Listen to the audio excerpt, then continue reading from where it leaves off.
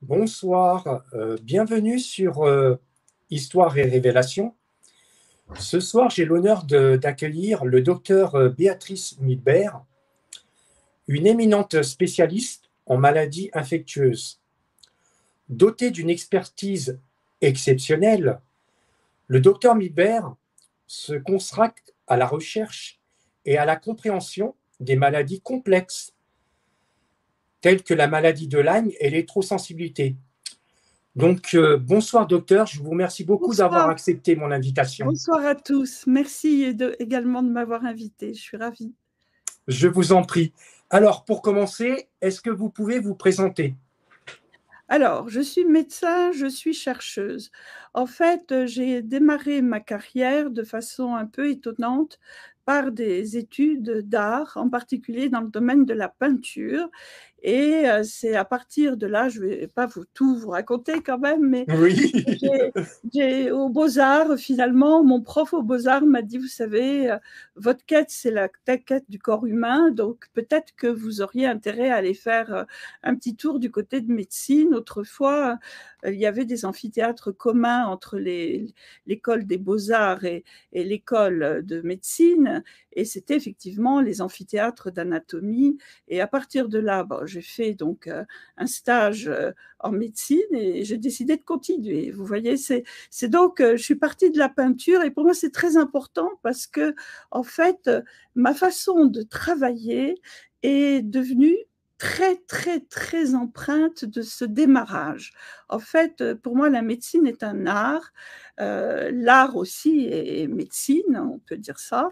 Et pour moi, j'ai du coup complètement, quand j'ai fait médecine, je me suis dit finalement, je ne me mets aucune limite. Je vais chercher, je vais trouver, et j'ai progressé comme ça, parce que chaque fois que j'entendais parler d'un chercheur qui sortait finalement des sentiers battus, comme Huldar et John Clark aux États-Unis, comme Michel et Saïdi en Hollande et bien d'autres, je prenais l'avion et j'allais les rencontrer.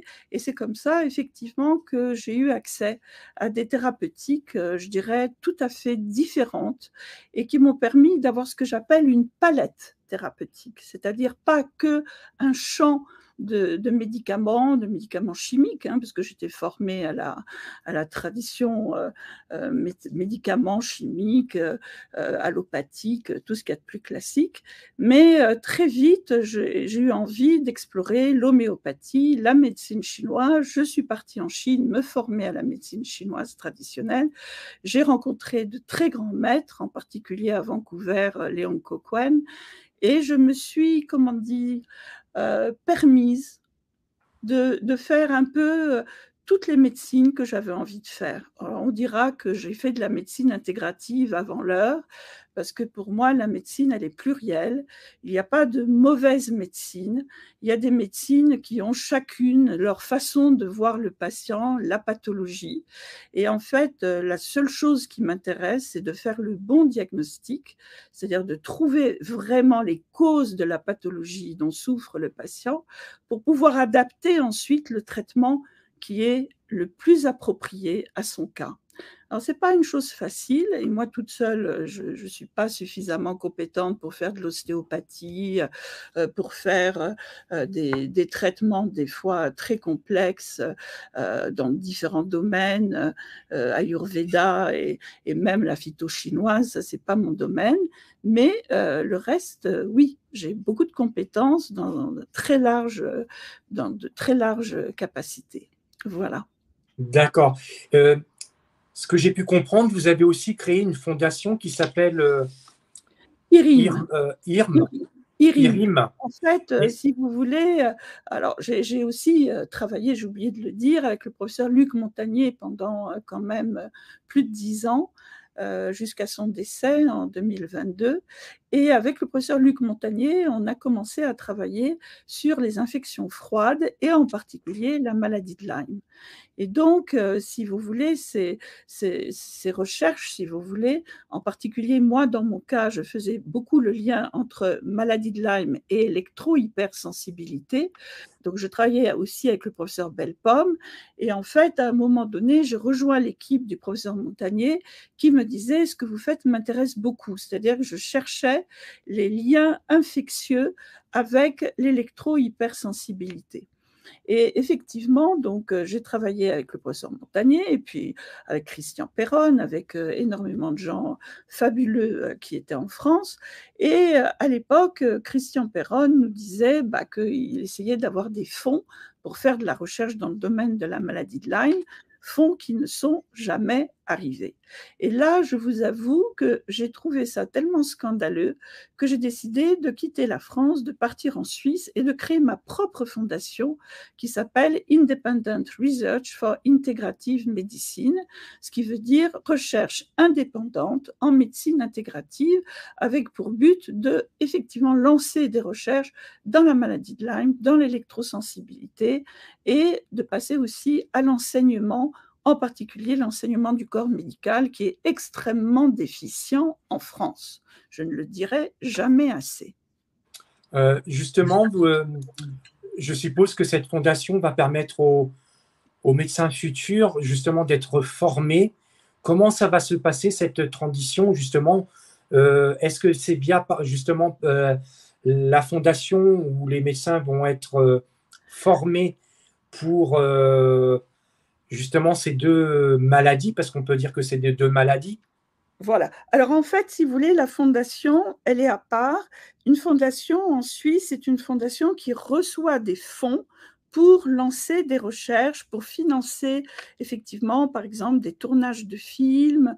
Là, on a fait énormément de petites vidéos sur YouTube pour pouvoir présenter effectivement des domaines clés comme qu'est-ce que c'est que la médecine intégrative, qu'est-ce que c'est que la maladie de Lyme, qu'est-ce que c'est que l'électro-hypersensibilité, etc. Mais effectivement, à côté de ça, j'ai créé une académie libre de médecine intégrative où, pour moi, j'accueillais les médecins et effectivement les paramédicaux, que ce soit les kinés, que ce soit les pharmaciens, que ce soit les biologistes, les sages-femmes, les infirmiers, parce que pour moi, c'est le corpus médical qui doit être formé. Hein. Bon, bien sûr, les médecins, c'est essentiel. À ma grande surprise, les médecins ne sont pas très motivés pour suivre des enseignements, en tout cas pour l'instant en médecine intégrative, il n'y a pas le recrutement que j'aurais souhaité du corps médical. Il y a quelques médecins, bien sûr, mais pas assez. Donc j'ai créé un e-learning pour les médecins et pour la maladie de Lyme spécifiquement, parce qu'il y a au moins 5 heures d'enseignement extrêmement importants, à la fois dans le descriptif de la maladie et les possibilités thérapeutiques. Et ce sera certainement pareil pour l'électrosensibilité, en sachant effectivement que l'électrosensibilité, au départ, si vous voulez, moi j'étais toujours là à me dire, mais qu'est-ce qui est le premier? Est-ce que c'est la maladie de Lyme qui déclenche l'électro-hypersensibilité ou est-ce que c'est l'électro-hypersensibilité qui favorise la chronicité de la maladie de Lyme? Alors aujourd'hui, j'ai envie de donner la réponse suivante. Ce qui est la première cause, c'est l'environnement électromagnétique délétère que nous avons actuellement. Et actuellement, vous avez peut-être entendu parler que l'ANSES est en train de revoir les seuils de toxicité des champs électromagnétiques parce qu'effectivement, les seuils autorisés sont beaucoup trop élevés. Et donc là, il y a tout un travail de remise en cause de ces seuils. Combien de temps ça va prendre? Je n'en sais strictement rien. En tout cas, si vous voulez, l'école, donc, pour moi, et les e-learning donc, sont là pour essayer d'apporter des réponses, en tout cas aux médecins, toutes les formations de santé. Et donc, comme je vous disais, la première chose à comprendre, c'est que l'environnement électromagnétique est devenu toxique, a créé effectivement une perturbation de notre système immunitaire, une ouverture de ce qu'on appelle la blood-brain barrier, qui est la barrière hémato-encéphalique, et aussi de la barrière intestinale, ça Bellepomme le disait beaucoup, et donc favorisant l'entrée de germes qui n'ont rien à faire dans le cerveau, ce qui crée un état inflammatoire. Bon, évidemment, il peut y avoir Borrelia, il peut y avoir d'autres germes qu'on verra tout à l'heure, mais si vous voulez, c'est ça la première chose à comprendre, c'est que l'environnement électromagnétique, et ça, les gens n'en ont absolument pas conscience, et surtout pas les médecins. Les médecins n'ont absolument pas conscience de la toxicité de l'environnement électromagnétique. Mais moi qui vois à longueur de journée des patients électro-hypersensibles, je peux vous dire qu'actuellement, les chiffres explosent. Donc c'est pour ça qu'il faut quelque part qu'il y ait des émissions comme la vôtre qui permettent de toucher le grand public et qui permettent aussi, à un moment donné, j'ose espérer, que les médecins soient demandeurs d'une formation. Oui, oui. Et justement, on va arriver bientôt en fin 2023. En France, comment vous pouvez, est-ce que vous pouvez sensibiliser, comment les médecins sont sensibles justement à ces deux maladies? Qu'est-ce que vous pensez? Qu'est-ce qu'eux, ils pensent justement sur ces deux maladies? Alors, effectivement, vous avez tout à fait raison de poser cette question, parce que finalement, c'est celle qui inquiète le plus les patients. Comment se fait-il que quand ils vont voir leur médecin traitant, qu'ils parlent de maladie de Lyme ou d'électro-hypersensibilité, et qu'en phase 2, on leur réponde, bah, écoutez, je ne suis pas formée en tant que médecin, je n'ai pas reçu d'enseignement, donc la seule chose que je peux faire, c'est soulager votre angoisse, votre état dépressif, et les patients ressortent avec des antidépresseurs, des anxiolytiques, des somnifères, qui évidemment ont peut-être une petite action de les relaxer, de les rendre moins angoissés, mais en aucun cas vont être traités par ça. Donc, si vous voulez, là maintenant, ce que je dis souvent aux patients, c'est quand vous venez me voir en tant que spécialiste, oui, je vous prends en charge, mais retournez vers votre médecin en disant, c'est dommage que vous ne vous formiez pas, essayez de suivre un enseignement, un e-learning, et puis voilà, et je me dis petit à petit, par le biais des patients qui, eux, quelque part, subissent finalement cette situation de plein fouet, parce que finalement, qui sont les grands perdants de cette situation? Ben, c'est les patients. Si Bah vous voulez, oui, entre un médecin traitant qui ne connaît pas la pathologie, mais qui, quelque part, n'essaye pas de faire avancer les choses, de se former, parce qu'effectivement, l'enseignement n'est pas donné par la faculté de médecine, et ça, je peux comprendre qu'il soit extrêmement gêné de cette situation, je la comprends parfaitement, et effectivement, des spécialistes comme moi qui sont absolument débordés d'appels et de gens qui effectivement sont dans des situations de vie juste épouvantables, comment fait-on? Vous voyez? Et les grands perdants, une fois de plus, c'est les patients. c'est ça, tout à fait. Comme d'habitude, à chaque fois. Malheureusement, c'est triste. Et justement, comment êtes-vous en arrivé justement à vous intéresser sur ces deux domaines? Qu'est-ce qui vous a motivé pour vous pencher justement sur Les ces deux deux, pathologies. deux Alors, maladies?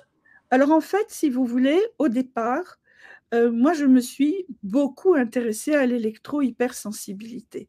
En fait, c'est toujours pareil. J'ai eu la chance de côtoyer Jacques Benveniste et on est allé donc à un congrès qui était à Dallas en 1997 où effectivement, il y avait des personnes qui sont venues témoigner de leur électro-hypersensibilité. Ces gens-là étaient à la Silicon Valley.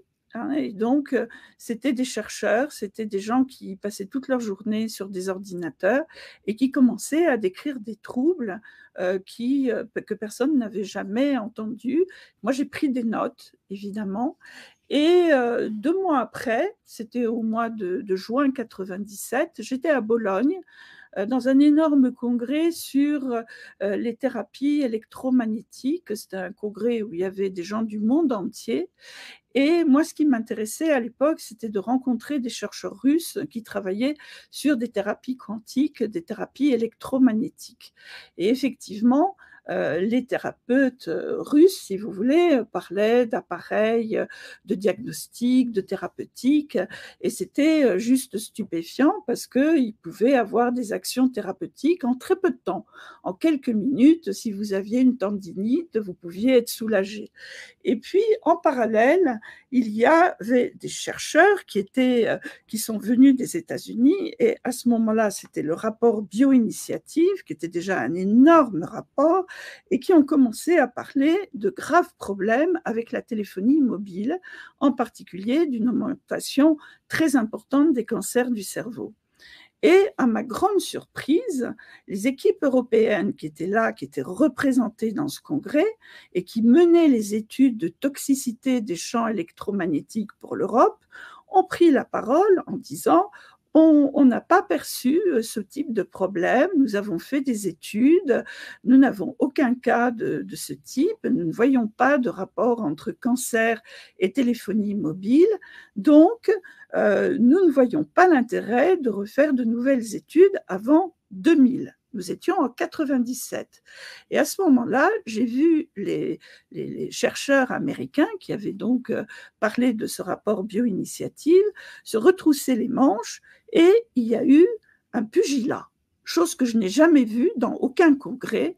Et moi, je me suis dit, c'est bizarre, pour qu'il y ait effectivement des gens aussi fâchés par l'attitude des équipes européennes, je vais aller récupérer tous les dossiers que je peux avoir sur ce rapport Bioinitiative. Moyennant quoi, je suis rentrée à Paris avec un document qui était épais comme ça, et j'ai appelé Michel Rivasi, Madeleine Niéman, enfin toutes les personnes qui ont créé le CRIREM dans la foulée. Parce qu'effectivement, avec le professeur Cornillo, qui était à Bobigny, nous avons une réunion au sommet et nous avons décidé qu'effectivement, il y avait suffisamment d'éléments dans tous les dossiers que j'avais ramenés pour créer une commission d'enquête et vérifier tous les dires de ce rapport Bioinitiative. Évidemment, moi, en tant que médecin, j'étais chargée de voir les patients. Donc, dès les années 98-2000, j'ai commencé à voir les tout premiers patients électro-hypersensibles que m'envoyait le CRIREM. D'accord ? Et à partir de là, moi, je fais toujours plein de prises de sang, j'examine, je fais un peu un rapport, et puis j'ai commencé à me dire, tiens, on va faire donc un test qui était extrêmement important à l'époque, qui était l'encéphaloscan. Et l'encéphaloscan, tous mes patients se plaignaient de migraines épouvantables. Donc, je faisais des encéphaloscans à l'époque pour les gens qui se plaignaient de migraines. Et en général, les images que j'avais, c'était un cerveau qui était rouge vif. D'accord ? Et là, en l'occurrence, le cerveau, il n'était pas rouge vif, il était bleu. Bleu, ça veut dire que la circulation cérébrale était très mauvaise. Et quand je disais à mes patients, écoutez, avec la mauvaise circulation cérébrale que je vois sur votre scan, vous devez avoir de sérieux problèmes au niveau mnésique, c'est-à-dire vous devez avoir une mauvaise mémoire, des troubles de concentration. Et là, ils me disaient tous, mais c'est exactement ça. On a d'énormes problèmes de concentration, on oublie tout, on est quasiment des légumes, quoi. Et donc là-dessus, j'ai commencé à me dire, mauvaise circulation, voyons s'il ne pourrait pas y avoir des tests circulatoires qui pourraient montrer cela, donc la CRP ultrasensible. J'ai fait des tests d'histamine qui montraient un état inflammatoire du cerveau très important. J'ai fait la CRP ultrasensible, ça je vous l'ai dit, l'homocystéine qui était très élevée chez certains, et également la protéine S100B qui s'est avérée un des meilleurs marqueurs internationaux pour l'ouverture de la barrière hémato-encéphalique. À partir de là, effectivement, j'ai commencé à avoir des idées de traitement, mais au départ, je donnais surtout du ginkgo biloba, des choses extrêmement simples, si vous voulez, pour améliorer la circulation cérébrale de mes patients. Et puis, j'ai rencontré le professeur Bellepomme lors d'un congrès et il m'a dit, bah, écoutez, ce que vous faites, j'ai été interpellée lors d'un congrès à l'UNESCO par des patients électro-hypersensibles. Ils m'ont tous dit que vous les soignez. Est-ce qu'on peut se voir? Est-ce qu'on peut faire une recherche? Et c'est là où on a démarré cette fameuse recherche, mais ça, c'était en 2006. Cette fameuse recherche sur 1500 patients. Moi, j'ai commencé donc avec le professeur Bellepomme à l'époque, on a fait à peu près 350 cas. Et là, on est parti sur des électroencéphalogrammes. On a même fait je vous dis, énormément de tests. Lui avait des tests aussi, d'autres tests par rapport à, il était cancérologue, donc il cherchait des états précancéreux. Donc c'était très intéressant de croiser nos deux expériences. Et puis, à l'époque, j'ai commencé à avoir pas mal de maladies de Lyme et j'ai eu l'idée de demander les sérologies de Lyme aux patients électro-hypersensibles. Et stupeur, un tiers était positif pour la maladie de Lyme. Et là, je me suis dit, c'est franchement pas banal, parce qu'un tiers, c'est quand même beaucoup. Et c'est là où j'ai rencontré le professeur Montagnier qui m'a dit, mais écoutez Béatrice, les gens qui sont les plus formés dans le domaine que vous avez choisi, les maladies infectieuses froides, peut-être vous devriez aller voir du côté des vétérinaires parce qu'eux, ils ont certainement beaucoup à vous apprendre. Et donc, grâce à Montagnier, non seulement j'ai persisté, si vous voulez, sur cette piste infectieuse que le professeur Bellepomme n'avait pas forcément envie d'explorer parce que pour lui, c'était plutôt des allergies. Et donc, il restait sur l'idée que l'histamine étant élevée, il y avait forcément un côté allergique dans cette histoire. Mais moi, je suis partie donc avec le professeur Montagnier sur la piste infectieuse. Et grâce à Montagnier, donc j'ai rencontré énormément de vétérinaires qui, eux, m'ont dit, mais vous savez, la maladie de Lyme, c'est pas que Borrelia. Vous devriez chercher la bartonelle. Eux, en tant que vétérinaires, ils étaient très confrontés à la bartonellose, puisque les chats, les chiens, les petits lapins peuvent transmettre la bartonellose à l'homme. De même, la babésiose, qu'on connaît chez les vétérinaires comme étant la pyroplasmose, la babésiose, si vous voulez, elle était transmissible à l'homme. Et un réservoir en France, qui sont les chevaux, qui sont atteints à 80%, on parle de la pyroplasmose. Et elle est totalement transmissible à l'humain via une piqûre de puce, de temps, d'araignée, etc. Donc, vous voyez que, et je vous en passe, parce que c'est vrai que les vétérinaires, ils ne font pas que, mais pour moi, les 3 germes les plus importants, les plus fréquemment retrouvés dans une maladie de Lyme, c'est Bartonelle, Borrelia et Babesia. Et dans l'électro-hypersensibilité, c'est extrêmement fréquemment la bartonellose, souvent la Borrelia aussi, mais très souvent la Bartonelle, à tel point que quand j'étais allée à Sydney en 2012 faire un congrès où j'ai présenté tous mes cas d'électro-hypersensibilité qui étaient en lien avec la bartonellose et que j'avais réussi à traiter de façon satisfaisante, les Australiens m'ont dit, mais nous, on sait très bien que la bartonelle donne de l'électro-hypersensibilité. Alors moi, j'étais persuadée de faire un scoop et eux le savaient déjà. Vous voyez, c'est étonnant, Oui. parce qu'on est à l'autre bout de la Terre et eux avaient cette compréhension que électro-hypersensibilité et maladie infectieuse bartonellose étaient totalement liées. Très intéressant, très intéressant. Alors pour vous expliquer tous ces méandres, voilà. Mais ça, c'est la vie de chercheuse que j'adore. C'est-à-dire, je ne peux pas m'empêcher. Peut-être que c'est aussi tout mon background, comme je vous disais, artiste, qui fait que j'ai besoin voilà, de chercher, de trouver et de mettre à profit. Tous mes patients attendent toujours qu'est-ce que je vais trouver de nouveau. Je n'arrête pas. Voilà. Est-ce qu'aujourd'hui, vous continuez encore dans les recherches ou vous avez mis un petit peu de côté pour vous Non, consacrer, je concentrer continue. sur autre chose ou pas du tout? Je continue. Je continue parce que j'estime que, si vous voulez, toutes les recherches que j'ai faites m'ont amené à voir la maladie de Lyme sous un angle totalement différent. C'est-à-dire qu'en fait, c'est une pathologie, comme je disais, qui est souvent plusieurs germes associés, mais pas que. Il y a souvent des bactéries associées avec des parasitoses, avec des viroses, avec des mycoses. Et donc, on se retrouve, si vous voulez, dans une situation que je compare à un sida. C'est-à-dire que vous êtes face à des personnes qui ont une baisse immunitaire, qui ont des problèmes souvent d'intoxication avec les métaux lourds, intoxication avec l'environnement électromagnétique et qui ont non pas une pathologie infectieuse, mais plusieurs. Donc, quand je vous parlais avant des vétérinaires, donc c'est là où j'ai découvert qu'effectivement, Borrelia, elle n'était pas toute seule, qu'il y avait effectivement des associations avec souvent plusieurs autres bactéries, mais aussi avec des parasitoses. Les gens voyagent beaucoup, il y a énormément de pathologies parasitaires qui passent inaperçues et qui ne sont pas traitées. Donc, il y a également les candidoses qui sont très fréquentes parce que malheureusement, les gens mangent trop de sucre. Donc, l'alimentation pleine de sucre blanc raffiné favorise énormément la pullulation de candidose au niveau des intestins.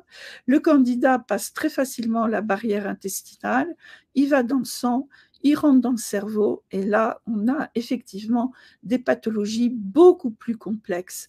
Et si vous voulez, pour moi aujourd'hui, traiter la maladie de Lyme, c'est quasiment plus les antibiotiques qui ont la première réponse. La première réponse, c'est les plantes et des traitements ou des traitements homéopathiques, en tout cas qui ont la capacité de travailler à plusieurs niveaux, à la fois parasitaire, bactérien, candidose et parfois virale. Et à partir du moment où vous nettoyez le terrain, mais ça remonte à Samuel Hahnemann. Samuel Hahnemann, c'est lui qui a mis au point l'homéopathie en 1810 avec l'organon, l'art de guérir. Mais n'oubliez pas que Samuel Hahnemann avait écrit un livre absolument sublime qui s'appelait Le traité des maladies chroniques en 1836, où il parlait déjà d'une bactérie que, bien sûr, il n'avait pas de microscope à l'époque, mais il parlait du miasme de la syphilis. Et ce miasme de la syphilis, comme par hasard, le Treponème pallidum, est aussi un spirochète, comme Borrelia. Et il disait, quand vous traitez ce type de miasme, il faut déjà, avant toute chose, débarrasser le corps, l'organisme de l'absor. Et l'absor, c'est les parasites et les candidoses. Donc vous voyez qu'on est déjà avec ce traité qui date de 1836, avec déjà une technique que moi j'applique depuis le début, c'est-à-dire d'abord déparasiter, enlever les candidoses, bon, bien sûr supprimer le sucre, hein, parce que c'est sans fin sinon, et à partir de là, oui, vous assainissez considérablement le terrain et vous avez la possibilité déjà de remonter l'immunité du patient et de proposer des thérapeutiques qui, elles, vont ensuite être beaucoup plus ciblées sur les bactéries, en particulier sur Borrelia ou sur Bartonella. Mais en tout cas, vous voyez qu'on est obligé de passer par d'autres compréhensions, que ce soit l'homéopathie, la phytothérapie. Et ce qui est intéressant dans les plantes, c'est que les plantes, bon, souvent, la pharmacie classique utilise un élément qui est important dans une plante et oublie qu'en fait, c'est le totem de la plante qui est finalement le plus intéressant. Et donc, c'est là où, quelque part, ce totem de la plante, c'est toutes les grandes traditions, que ce soit la tradition chinoise, la tradition africaine, la tradition sud-américaine, qui utilisent ces totems de plantes. On n'utilise pas les plantes sous forme de gélules, on peut bien sûr, mais souvent dans ces traditions-là, c'est des tisanes, c'est ce qu'on appelle des chas, c'est des thés, et à partir de là, vous n'avez pas une plante, mais vous en avez des fois une centaine qu'on fait intervenir, bien sûr, avec un grammage précis, hein, ça c'est la tradition chinoise, mais dans la tradition africaine, je suis bien placée pour le savoir parce que j'ai beaucoup travaillé avec le professeur Yvette Paresse, qui elle a travaillé en Afrique, à côté de Dakar, à l'hôpital traditionnel de Kermassa, et qui a effectivement fait une translation absolument extraordinaire des plantes africaines vers les plantes européennes. Et ça, c'est tous ces travaux que je suis en train de publier. Enfin, j'ai déjà sorti un premier livre qui s'appelait Le trésor des plantes médicinales. Et là, nous allons sortir un deuxième livre aux éditions du Dauphin, qui seront les secrets de santé et de beauté du professeur Yvette Paresse. Parce que c'est bien d'être en santé, mais c'est important aussi d'être beau. Oui. Parce que pour moi, les intestins, les poumons, c'est aussi la peau. Et la première barrière de défense immunitaire en tradition chinoise, c'est la peau. Et c'est la peau qui est effectivement attaquée par l'environnement électromagnétique. Donc là, vous voyez, souvent, j'ai parlé du cerveau, mais souvent les gens me disent mais qu'ils ne peuvent plus toucher leur ordinateur, qu'ils ne peuvent plus toucher leur téléphone portable, que ça les brûle, qu'ils ont des brûlures sur le corps, une brûlure cutanée. Des fois même, il y a des cloques qui apparaissent, dans certains cas assez aigus. Donc, vous voyez qu'on est devant des problématiques qui sont plurielles, pas une problématique, mais plurielle. Et c'est ce qui caractérise effectivement les maladies en ce début de troisième millénaire, c'est qu'on n'a pas une pathologie, on a souvent plusieurs pathologies associées, ce qui fait que pour un médecin traitant, c'est un vrai casse-tête chinois. C'est-à-dire que vous avez un patient qui arrive une semaine, qui vous dit « j'ai des maux de tête épouvantables », la semaine d'après, il a des douleurs articulaires, la semaine suivante, il a des maux de ventre absolument affreux, et ensuite, c'est des palpitations cardiaques, et ensuite, c'est des troubles neurologiques, une paralysie d'une jambe, une paralysie d'un bras. Vous voyez, c'est ce que j'appelle un feu d'artifice de symptômes. Mais ça, c'est typiquement la maladie de Lyme. Et si le médecin traitant ne sait pas ça, eh ben, il parle sur une psychiatrisation en disant au patient, mais écoutez, vous n'arrêtez pas d'avoir des symptômes différents, on fait des radios, on fait des scanners, on fait plein d'examens, on ne trouve jamais rien. Oui, bah oui, mais le problème, c'est que ça, le médecin, il devrait le savoir. Si vous voulez, quand vous voyez un patient qui vous parle d'une fatigue absolument énorme, de troubles du sommeil, alors des fois ça peut être une hypersomnie, mais des fois c'est une insomnie totale, avec des transpirations nocturnes, mais ça c'est typiquement Lyme. Vous voyez, les premiers enfants que j'ai soignés, ils dormaient 18 heures par jour, ils étaient déscolarisés. D'accord ? Après, j'en ai vu d'autres qui dormaient plus du tout, mais si vous voulez, souvent, je demande aux parents d'éteindre la Wi-Fi, et là, miracle, l'enfant de 10 ans redort, voyez. Et les petits, quand ils ne dorment pas, ça va très mal, très vite. Donc, il faut vraiment donner ces notions, si vous voulez. Déjà, éteindre la Wi-Fi la nuit, c'est basique. Alors, c'est sûr que si vous demandez à votre médecin traitant, est-ce que la Wi-Fi la nuit, c'est embêtant pour un enfant, il va vous dire, bah non, pas de problème. Ils ne sont pas formés. Si vous voulez, il faut partir vraiment de la compréhension que les médecins aujourd'hui n'ont aucun enseignement. Ça commence tout juste avec la maladie de Lyme, et je dirais c'est basique. En parallèle, vous avez la sécurité sociale qui poursuit les médecins qui prescrivent trop d'antibiotiques dans la maladie de Lyme. Comment trouver un juste milieu, vous voyez ? Donc pour moi, la seule solution, c'est de former les médecins à l'homéopathie, à la phytothérapie, à la médecine intégrative, au moins ouvrir leur potentiel thérapeutique. Parce que tant qu'ils seront, je dirais, basés juste sur des antibiotiques, ils vont avoir peur de les prescrire. 2, ce n'est pas les meilleurs traitements du tout pour la maladie de Lyme, encore moins pour l'électrosensibilité, qui est souvent associée à une chimicosensibilité, qui fait que les gens, en plus, ne supportent plus aucun médicament. Donc, vous imaginez le travail. Donc là, il y a pour moi une espèce de désespérance, si vous voulez, qui s'est installée, en tout cas chez les patients, qui se disent, mais comment on va pouvoir sortir de ce labyrinthe ? Donc, effectivement, moi j'ai envie de dire que les médecins se forment, bien sûr, l'université ne va pas assurer forcément cette formation. Donc là, moi, je crée cette académie libre de médecine intégrative et ces formations en e-learning que j'estime relativement simples, puisque en quelques heures, 5 heures de formation, j'estime qu'on peut donner quand même à un médecin des bases correctes pour comprendre les patients qui sont en face de lui. Et puis après, il fait son choix thérapeutique. S'il veut se former à la phytothérapie, eh ben, il y a tout ce qu'il faut comme école de phytothérapie en France. Et Dieu sait si elles sont de bonne qualité. Voilà. Oui. Est-ce que vous en avez eu justement de quelques médecins français qui sont venus se former Écoutez, pour l'instant, c'est plutôt des médecins suisses, hein. Malheureusement, alors les médecins français, quelque part, je comprends, si vous voulez, que venir en Suisse, c'est pas forcément pour se former, c'est pas forcément leur souhait, mais ils peuvent faire un e-learning. Un e-learning, c'est tout à fait de leur capacité, si vous voulez. Donc, franchement, et c'est pas des heures et des heures de formation. Enfin, pour moi, j'estime que c'est basique. Et je sais qu'il y a d'autres médecins que moi qui se lancent dans des formations aussi. Il y avait le docteur Philippe Raymond et Christian Perronne qui faisaient une formation qui était d'excellente qualité à Valence.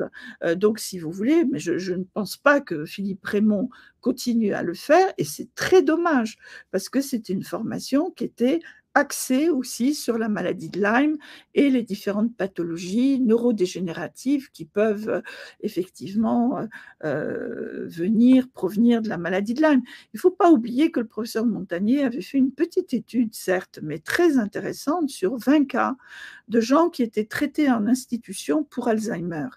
Et sur les 20 cas d'Alzheimer, 19 étaient porteurs de la maladie de Lyme.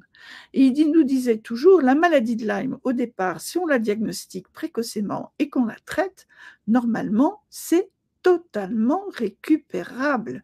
Mais si on la laisse évoluer, effectivement, derrière, vous pouvez récupérer des maladies neurodégénératives, des maladies de Parkinson, des Alzheimer. Et on voit bien aujourd'hui qu'il y a des Alzheimer précoces chez des enfants et chez des jeunes adultes. En Suisse, vous avez carrément des instituts pour des Alzheimer de moins de 30 ans. Excusez-moi du peu, ce n'est pas normal. Parce que la plupart du temps, ces pathologies-là, je les connais parfaitement, je les ai très souvent traitées avec succès et c'est simplement très facile à récupérer. Il faut simplement faire le diagnostic de maladie de Lyme donc, ou de Bartonel, Borrelia, Babesia, etc.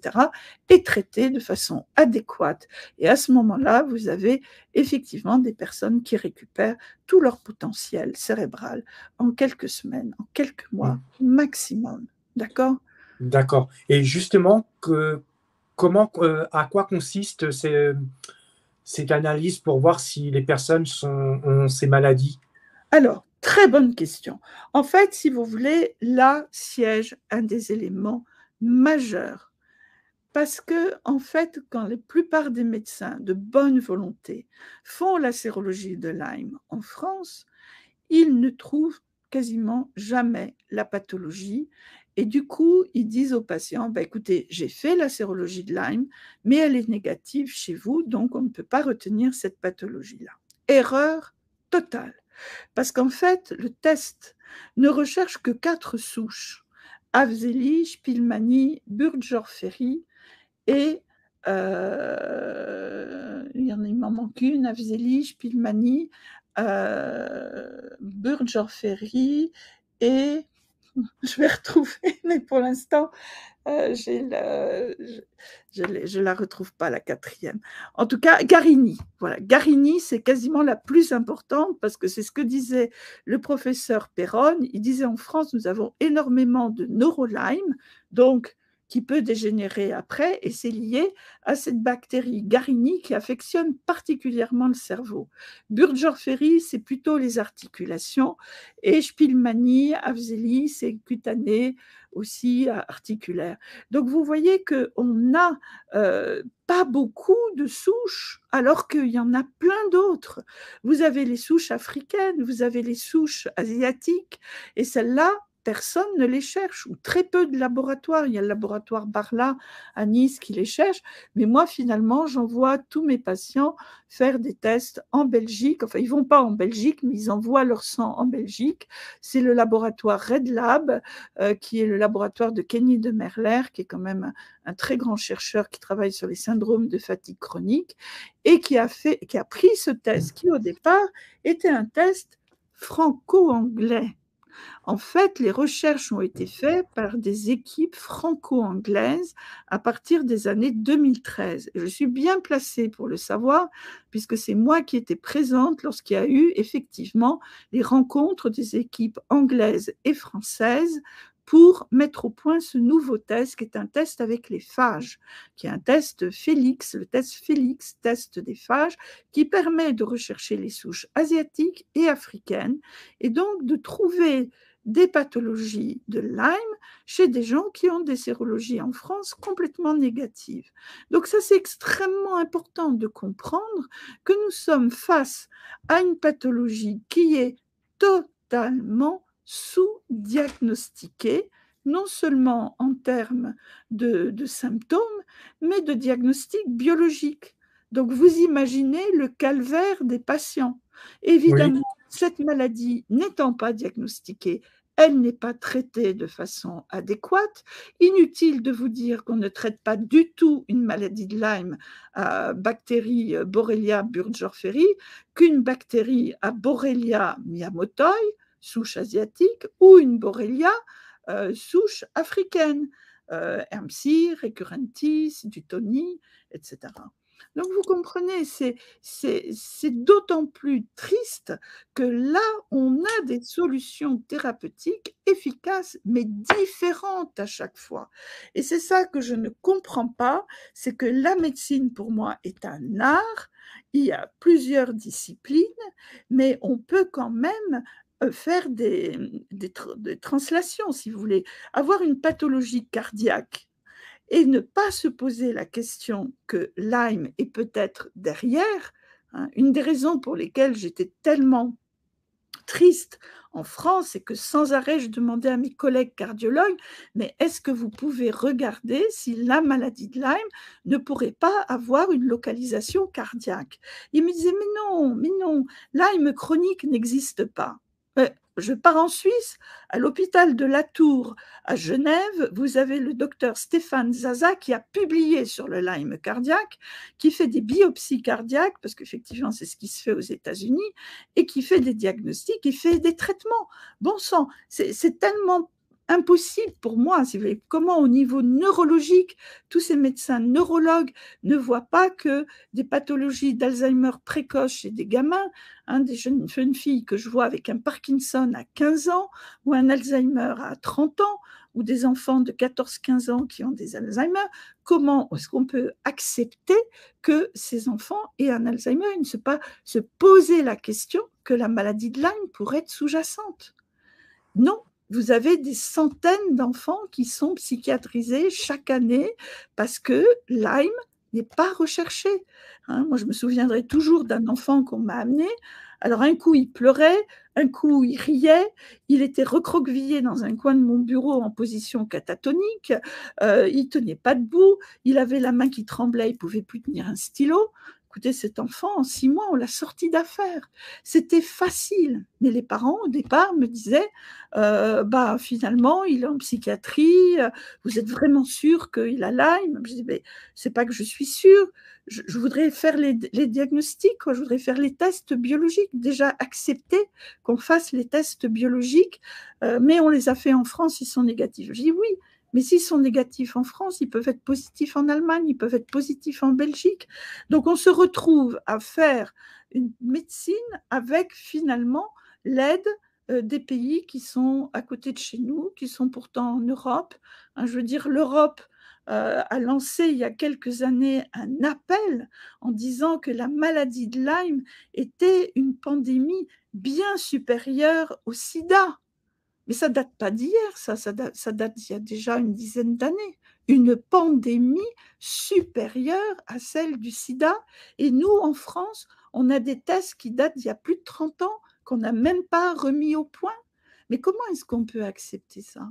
Et Viviane Chaleur, qui effectivement est une femme qui avait un laboratoire à Strasbourg et qui faisait effectivement des tests, elle mixait des tests qui étaient faits en France, donc elle faisait un Western blot quasiment systématiquement, alors qu'on nous dit de ne pas les faire si la sérologie est négative, mais elle faisait systématiquement des Western blots et elle rajoutait aussi des Western blots allemands qui permettaient effectivement de découvrir beaucoup plus de patients qui avaient des positivités pour Lyme.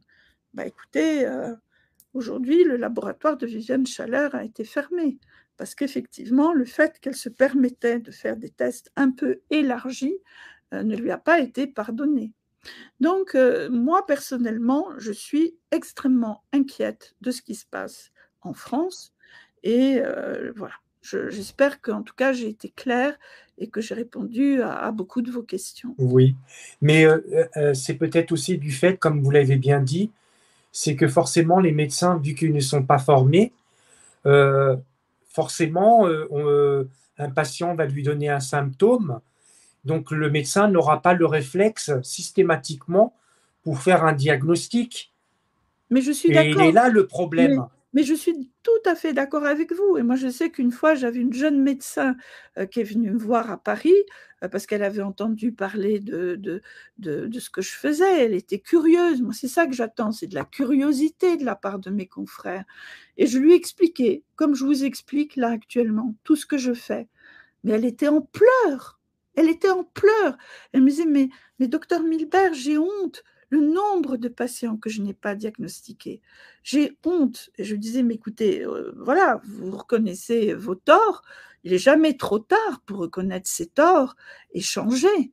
C'est tout ce qu'on demande, si vous voulez. Moi, je ne suis pas là pour faire un procès à qui que ce soit. Je reconnais que dans la situation dans laquelle on est en France, franchement, c'est particulier. Et quand je vous parlais de ce test Félix, qui est un résultat de recherche d'une équipe franco-anglaise, et que vous voyez que le test n'a été repris que par la Belgique, par un laboratoire de recherche de renom, mais quand même, ça laisse à réfléchir. Vous comprenez?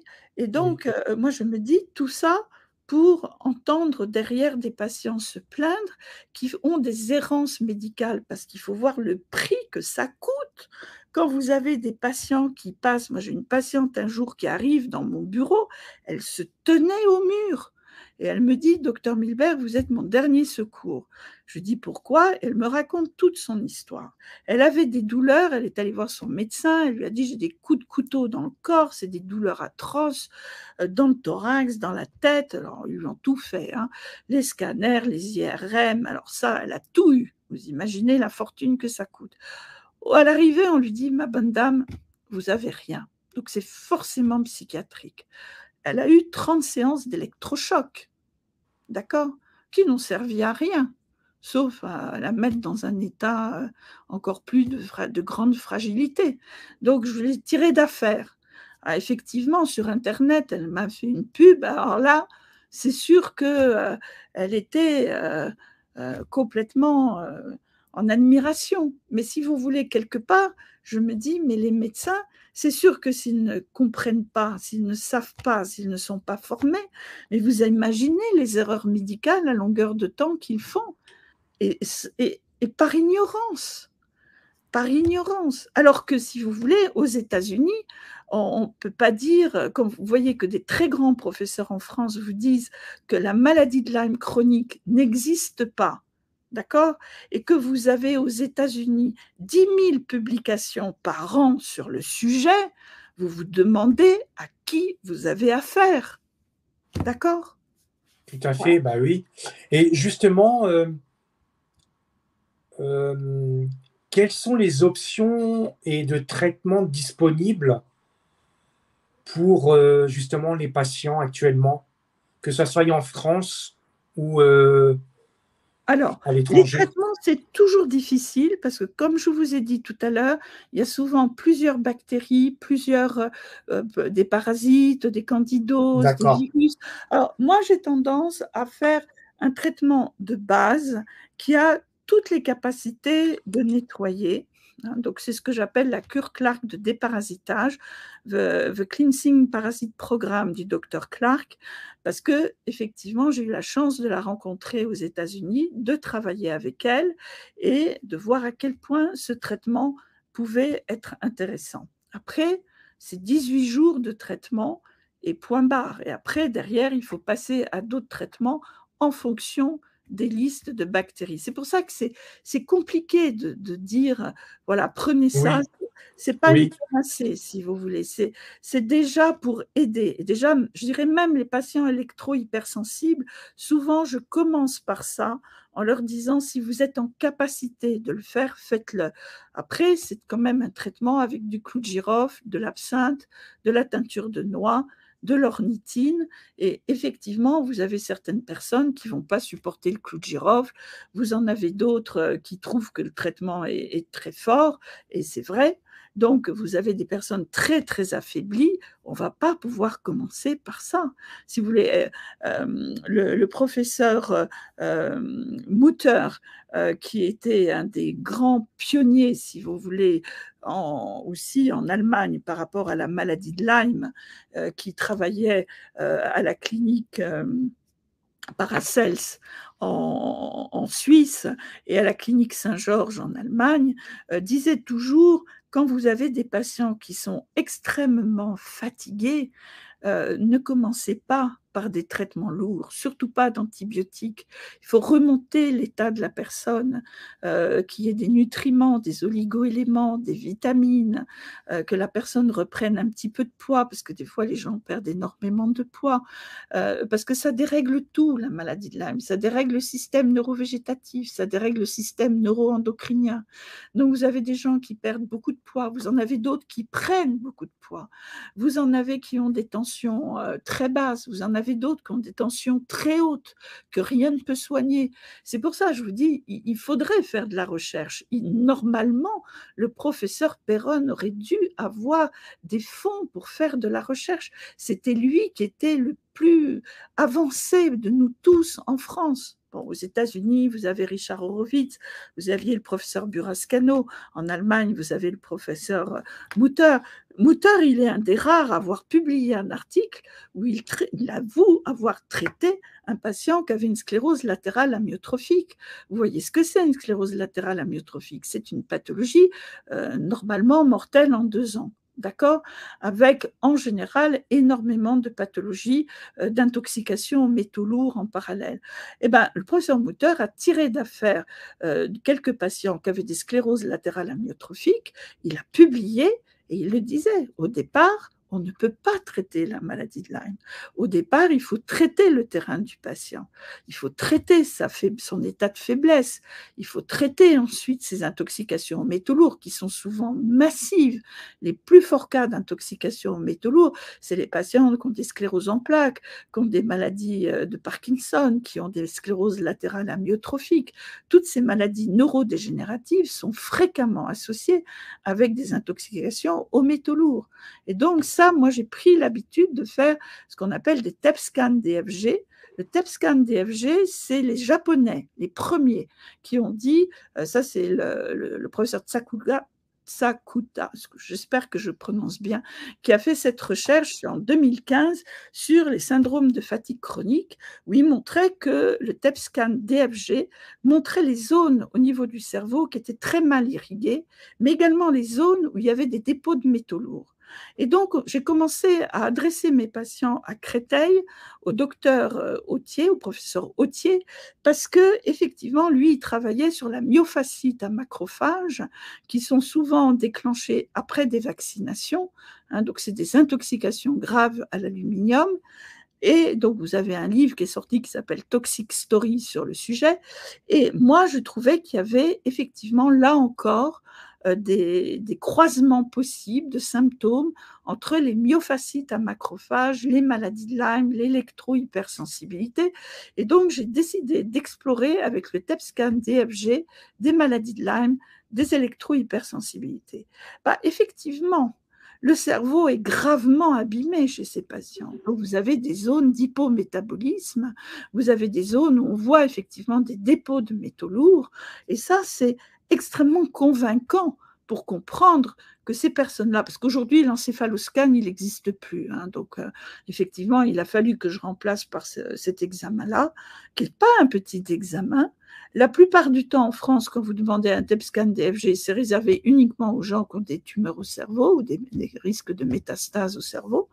Mais le TEP scan DFG peut être aussi utilisé de façon diagnostique. Et donc ça, c'est des études qui ont été faites, je vous dis, au Japon. Et les Japonais sont très, très en avance pour le diagnostic de ces hypométabolismes au niveau du cerveau et qui vont montrer effectivement des zones cérébrales bien précises qu'on peut effectivement ensuite traiter avec les traitements que décrit le professeur Mutter et qui sont pratiqués donc dans certaines cliniques parce qu'effectivement à ce stade-là de pathologie, c'est trop complexe pour être traité en ville. Il faudrait des structures hospitalières, il faudrait des cliniques, il faudrait vraiment un système de soins qui prenne en charge cette pathologie et la compréhension à tous les niveaux, cardiaques, neurologiques, rhumatologiques. Vous avez énormément de gens qu'on a traités aussi pour des maladies auto-immunes.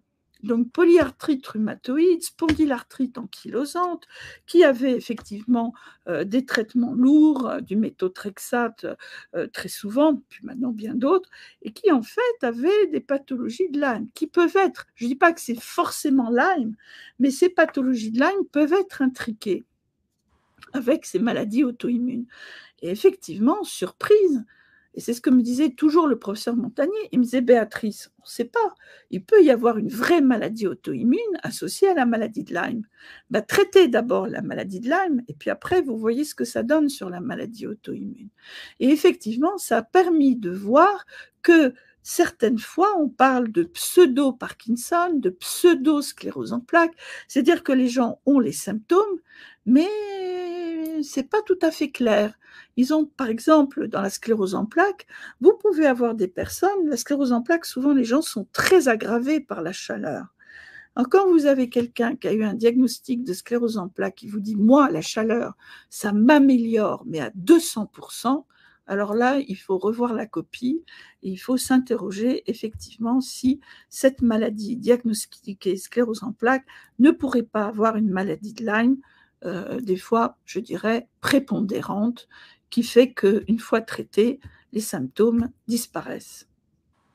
D'accord. Ça, c'est Et des juste, choses extrêmement intéressantes qui font que, effectivement, quand on est sur le terrain depuis aussi longtemps que moi, et que d'autres, hein, je ne suis pas la seule dans l'équipe du professeur Montagnier, vous aviez des gens absolument fabuleux qui ont travaillé de concert sur tous ces domaines-là.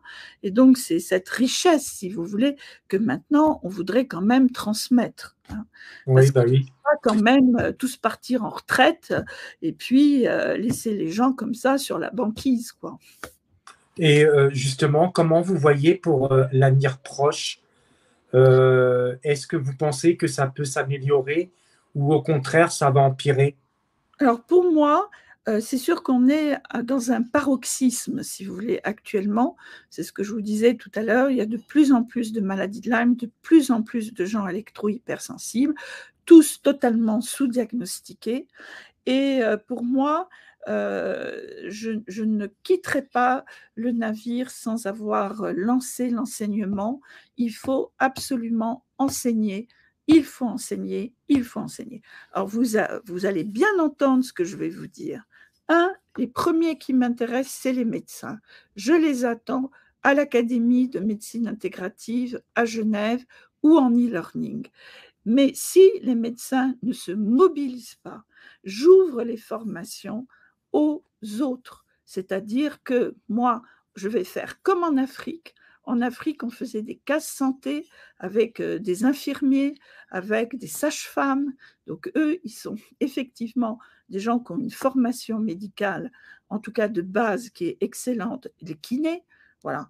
Mais après, j'ouvre aux médecines alternatives parce qu'un bon naturopathe, je peux vous assurer qu'il a la capacité effectivement de prendre en charge des personnes à condition évidemment qu'ils connaissent bien la phytothérapie. Bon, on ne peut pas exiger, il faut former une fois de plus les gens qui sont dans les médecines alternatives et qui sont demandeurs de prendre en charge ce type de pathologie. Là encore, Les écoles de phyto, elles existent en France, elles sont excellentes. Et puis, je vais terminer par France Lyme, effectivement, parce que France Lyme, il y a des patients experts maintenant qui sont passés par cette maladie. On ne soigne jamais si bien une maladie qu'on a eue. Voilà. Et à Paris, à René Descartes, vous avez effectivement une femme tout à fait extraordinaire qui s'appelle le docteur Tourette Turgis, qui a ouvert l'université des patients. Parce qu'effectivement, les patients experts pourraient être d'une très grande utilité. Parce que si nous sommes débordés par le nombre de patients qui soudain vont dire « Ah bah tiens, mais moi j'ai peut-être ça aussi, etc. » Eh bien, écoutez, il faudra quand même qu'on arrive à faire face. Et donc, il ne faut pas sous-estimer les capacités aussi des patients à s'entraider, à monter au créneau et à être dans une capacité, peut-être pas de diagnostic, mais d'aide au diagnostic. D'accord?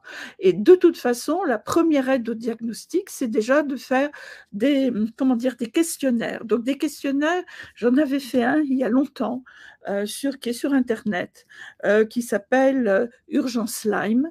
Et c'est un questionnaire très simple où à la fin, vous avez un chiffre qui apparaît et qui permet de voir si oui ou non vous êtes dans une fourchette de chiffres qui pourraient être compatibles avec une maladie de Lyme. Auquel cas, c'est intéressant de poursuivre les investigations.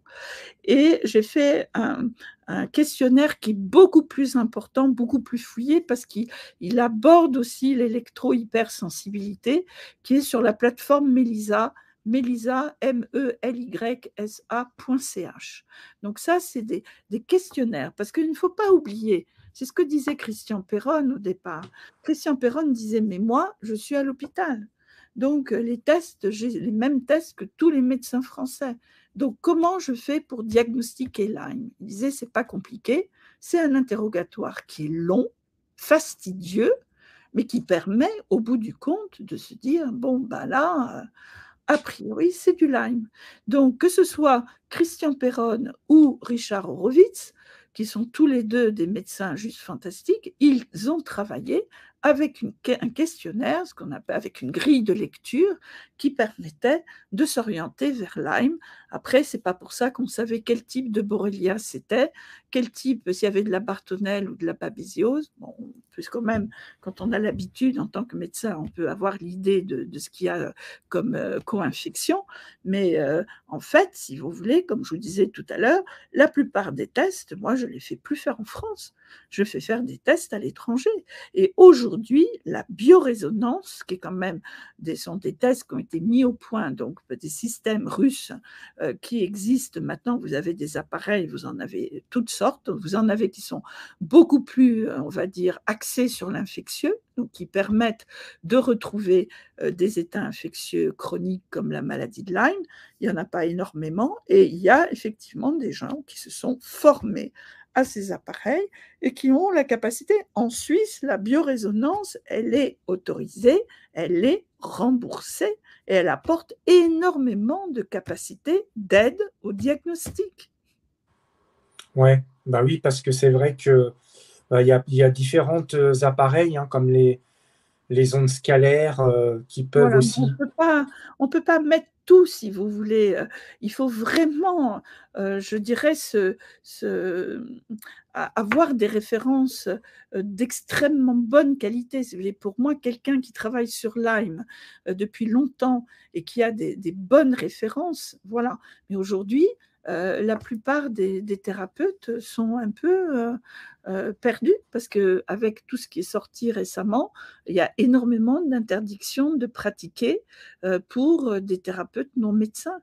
Et donc là, ça rend les choses effectivement extrêmement compliquées. Alors que l'intelligence aurait été de s'intéresser à ces thérapeutes, justement, qui amènent une diversité de possibles et de s'assurer de leur donner une formation complémentaire s'ils en avaient besoin.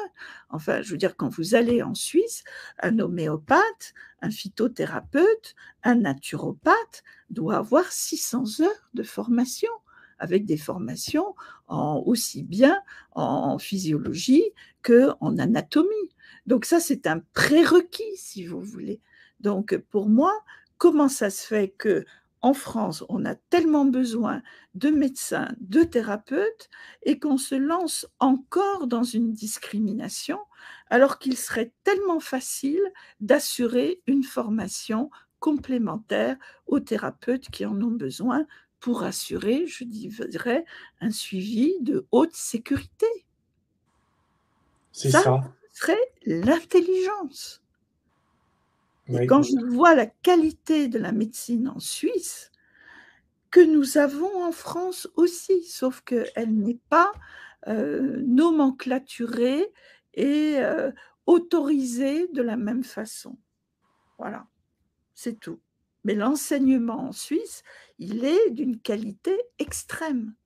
Tous les thérapeutes ont des enseignements de qualité, je dirais, parfaite. Et c'est quand Oui. même dommage de voir qu'on ne se donne pas cette capacité-là en France. En tout cas, pas Mm. tout. Voilà. Pour terminer, ma dernière question, justement, on va aborder une question sur l'électrosensibilité. Qu'est-ce que vous pouvez justement conseiller aux patients ou personnes qui sont hypersensibles pour améliorer leur qualité de vie? Alors, écoutez, je pense que la chose la plus importante, c'est quand même de se protéger. C'est vrai qu'on peut donner des traitements comme la cure Clark, on peut donner, mais si vous voulez, enfin après, il y a différents degrés d'électro-hypersensibilité, hein. Quelqu'un qui se découvre, moi j'ai vu énormément de patients en urgence qui avaient des électro-hypersensibilités aiguës. Hein, je me rappellerai toujours cet homme qui était devenu électro-hypersensible suite à la pose d'un Linky dans son jardin. C'était même pas à l'intérieur de sa maison. C'était quelqu'un qui avait extrêmement réussi professionnellement, donc sa maison était toute neuve, elle était immense, il avait un immense jardin. On lui met ce compteur Linky, il devient électro-hypersensible, mais gravissime. Bah, si vous voulez, moi je lui ai conseillé de quitter effectivement son logement et de partir en zone blanche et de rester au moins 2 mois, de nager le plus possible, voilà, parce que l'eau est extrêmement importante. L'eau de mer en particulier, ou des stations thermales avec des eaux salines comme on peut avoir dans le Jura, il y a Salins-les-Bains. Moi, j'ai beaucoup de patients qui ont été très améliorés par des... Alors après, évidemment, les stations thermales, des fois, bah, il y a la Wi-Fi, il y a tout ce qu'il faut. Mais les patients électrosensibles, en tout cas, eux, quand ils souffrent à ce point, il faut vraiment qu'ils partent en zone blanche. Il faut compter à peu près 2 mois pour récupérer. Mais pendant ce temps-là, il faut effectivement équiper leur maison, faire des protections. Alors des protections, il y en a plein. C'est sûr que c'est pas juste mettre un rideau. Bon, des fois, ça peut aider, bien sûr, mais si vous voulez, des fois, il faut mettre des peintures, il faut vraiment isoler. Tout dépend la situation. Vous avez des gens, ils se retrouvent avec 25 antennes relais au-dessus de leur tête. D'accord? 25 antennes relais au-dessus de leur tête. Ils souffrent le martyre. Et des fois, ils n'ont pas la possibilité de s'en aller. Et les familles ne comprennent pas ce qu'ils ont. Et ça, si vous voulez, je pense que, il faut vraiment que les gens qui sont électro-hypersensibles, ils aient la possibilité d'expliquer à leur entourage. Enfin, il faudrait quand même qu'il y ait de la documentation. Alors, moi, j'ai amené une petite documentation qui est géniale, qui a été faite par mes patients en Belgique. Et ça, je peux vous donner les références parce que c'est tout simple, c'est un petit feuillet et c'est pour les familles qui ne comprennent pas ce que c'est qu'un électro-hypersensible. Voilà. Vous avez aussi des télés spéciales avec des émissions. Ma vie en mode avion, là aussi, c'est des patients belges qui se sont réunis et qui font des petites émissions pour expliquer aux patients électro-hypersensibles comment se protéger, tout ce qu'ils ont testé, parce que le problème, c'est qu'il y a plein de possibilités. Alors, vous avez les jeans qui protègent contre le smartphone, parce que tout le monde met son téléphone dans sa comment dire, dans sa poche de jean. Vous avez même des slips de protection, parce qu'effectivement, on dit maintenant, et c'est vrai, qu'il y a une atteinte de la fertilité, que ce soit chez l'homme ou chez la femme, liée justement au fait de porter un téléphone portable dans ses poches de pantalon et très près finalement des organes génitaux. Donc ça, si vous voulez, il y a plein de choses à prendre en compte. On pourrait passer des heures, vous savez. C'est pour ça que les protections, il y en a plein.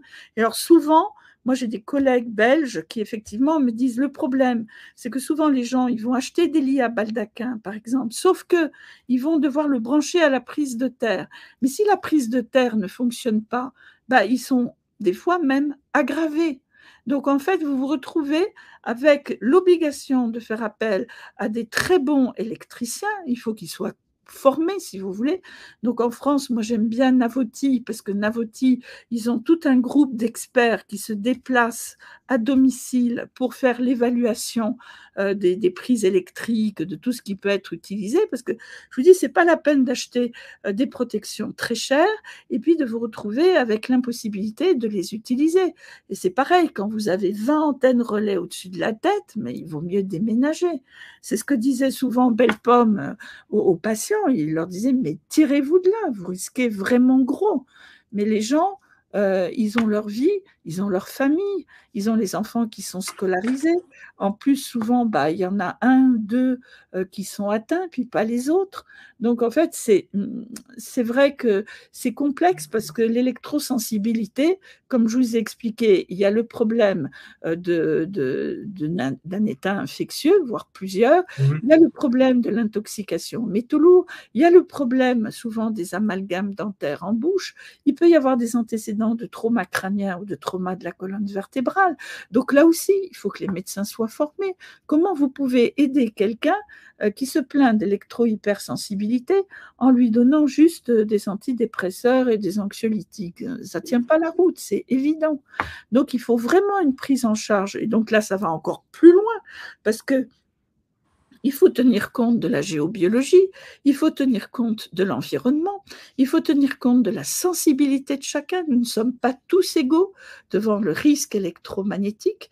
Et on va dire qu'à peu près, il y a 17% de la population mondiale qui est à risque d'être électro-hypersensible de façon grave.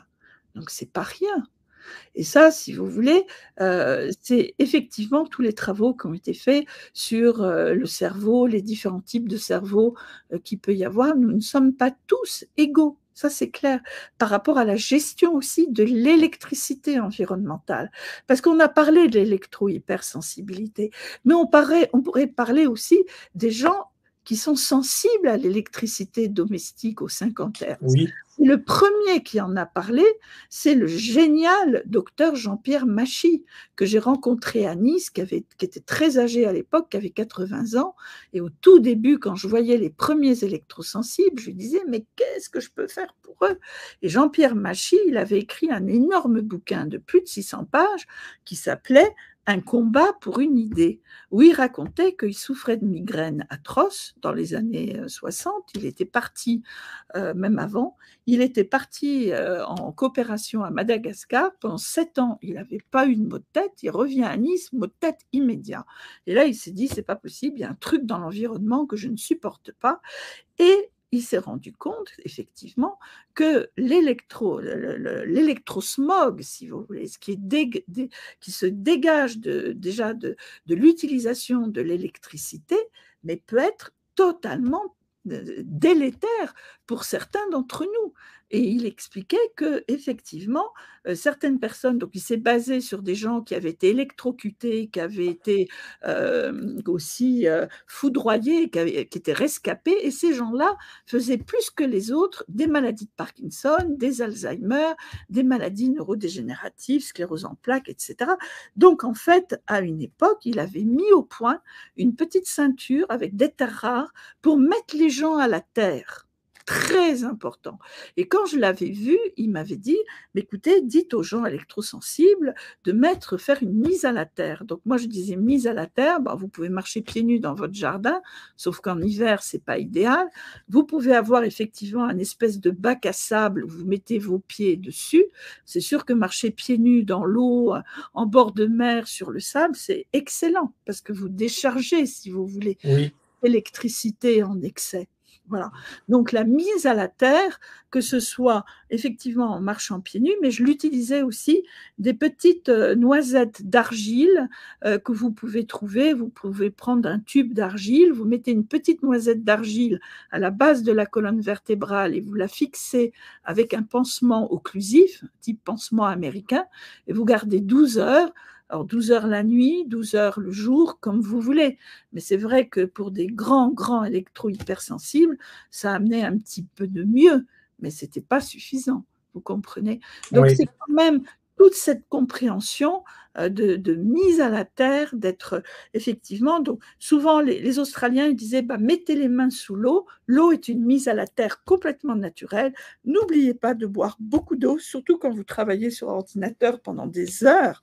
N'oubliez pas de boire de l'eau, mais pas l'eau en bouteille, une bonne eau que vous pouvez avoir bon filtrée, vivant.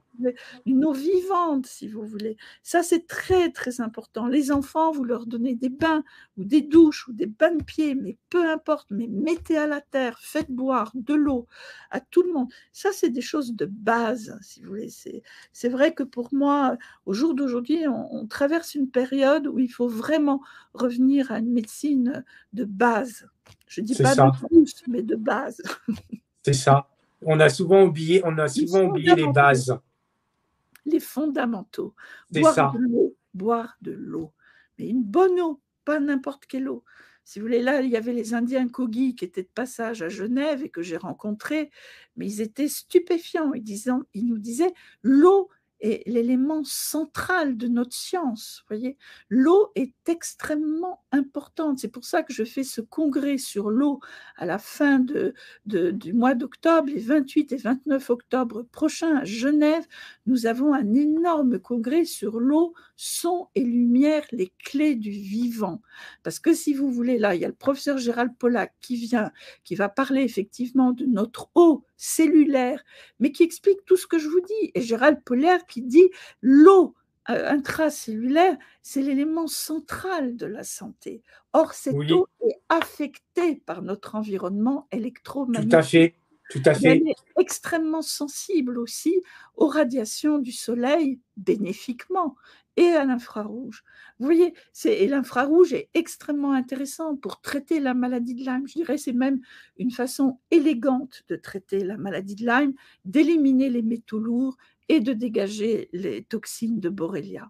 Voilà, je pense que je vous ai vraiment Oui, communiqué tout ce que je pouvais vous tout à communiquer. fait. Et Voilà, en tout cas, justement, pour nous rejoindre, c'est acalmi.ch, acalmi.ch.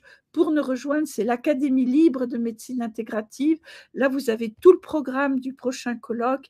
Et puis, tous les médecins qui nous ont entendus, bienvenue, rejoignez-nous massivement.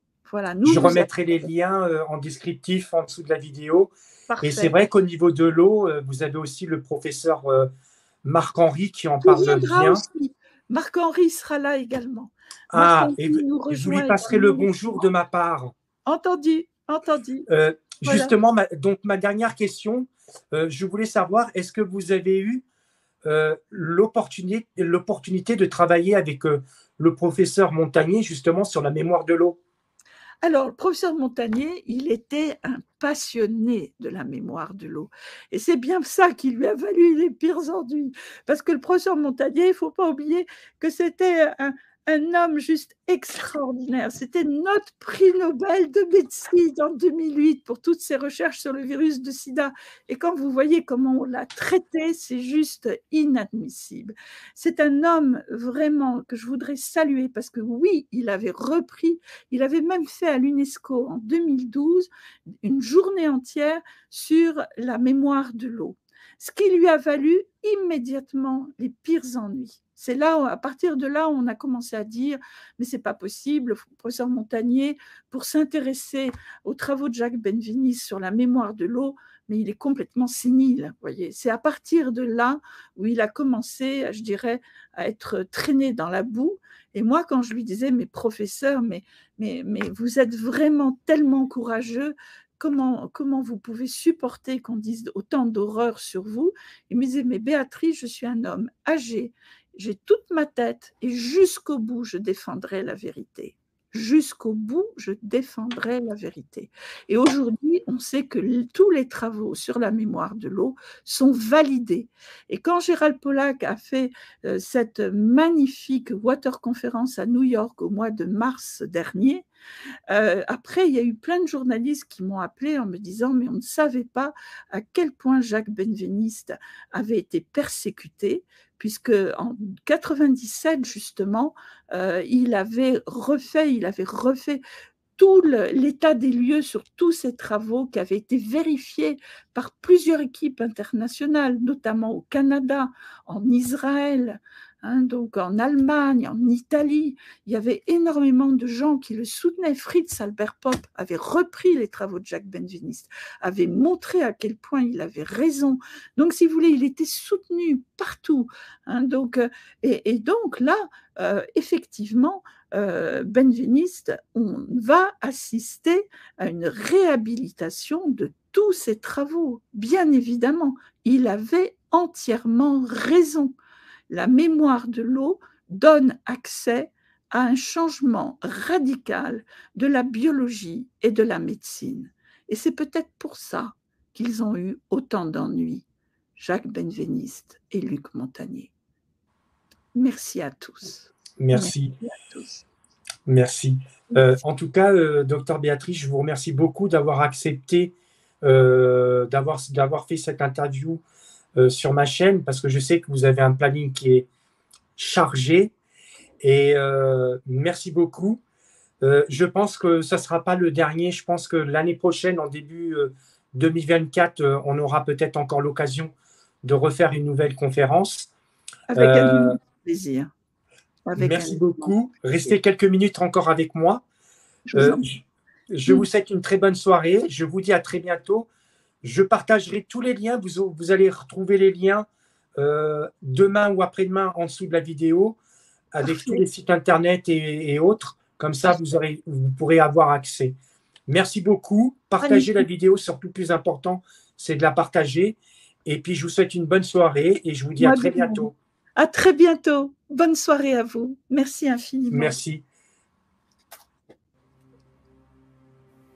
Chers amis et fidèles spectateurs, si vous aimez ce que vous voyez sur ma chaîne et que vous souhaitez me soutenir, vous pouvez maintenant contribuer en faisant un petit don. Cela m'aidera à améliorer mes vidéos. Merci pour votre contribution.